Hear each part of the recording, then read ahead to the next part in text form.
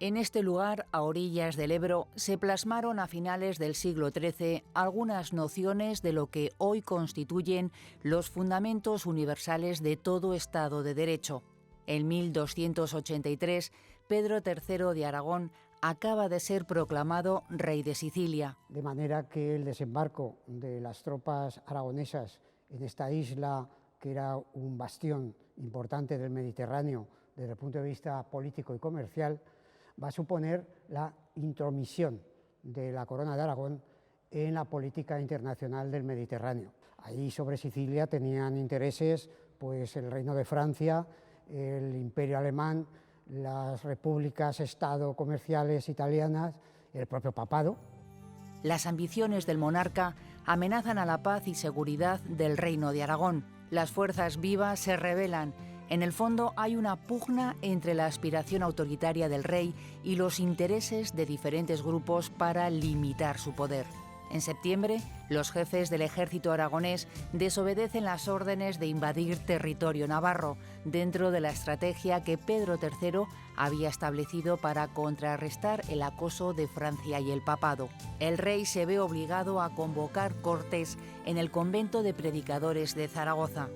La alta y baja nobleza, el clero y las ciudades, villas y comunidades de aldeas obtienen del rey, el 5 de octubre, el privilegio general de Aragón, una carta magna que recoge reivindicaciones concretas y principios de carácter constitucional. Este privilegio general se le ha considerado como el origen del constitucionalismo aragonés. Trata de recortar el poder absoluto del monarca y trata de concitar a los reyes, como ocurrió en Inglaterra con Juan Sin Tierra, ocurrirá en Aragón con Pedro III, a que de alguna manera cualquier aventura internacional, cualquier proyecto que afecte sobre todo a la política exterior, sea debidamente consultado a los súbditos. Y ahí estarán presentes pues, una serie de reivindicaciones, como por ejemplo la facilidad comercial para entrar y salir del reino determinadas mercancías, la obligación, que no será cumplida porque era inviable,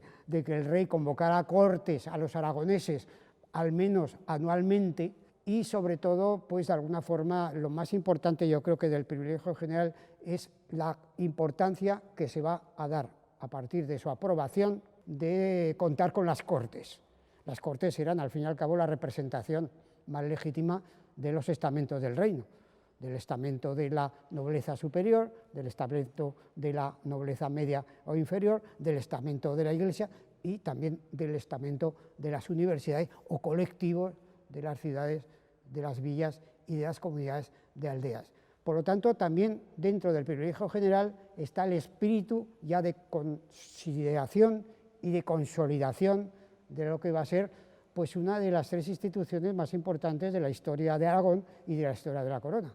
La monarquía, las cortes y, en el caso de Aragón, los fueros, como será en el caso de Cataluña las constitucions catalanes o como será en el caso de Valencia los furs valencianos. El privilegio general de Aragón sería más tarde ampliado con nuevas disposiciones como la abolición de la tortura o de la confiscación de bienes por suicidio.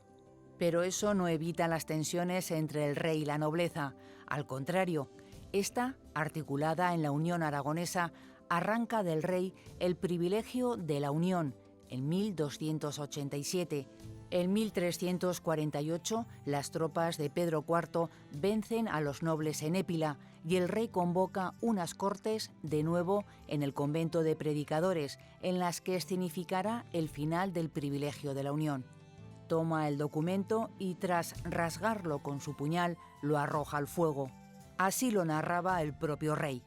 Todas las escrituras de la Unión, delante de la corte, fueron arrojadas a un gran fuego que habíamos hecho preparar en el refectorio de los predicadores, donde se celebran las cortes. Y ello se realizó entre grandes lloros, debido al gran humo que allí se formó. Ese es el final del privilegio de la Unión, pero no del privilegio general, menos elitista, que será incorporado al libro de los fueros de Aragón y que desde el pasado deja oír sus voces. Esos sonidos evocan el pacto, el equilibrio de poderes, el sistema de garantías constitucionales, las libertades individuales, el sometimiento de los poderes públicos al imperio de la ley, la independencia de los jueces o la naturaleza y finalidad de los impuestos. El convento de predicadores de Zaragoza es uno de los laboratorios de la democracia moderna.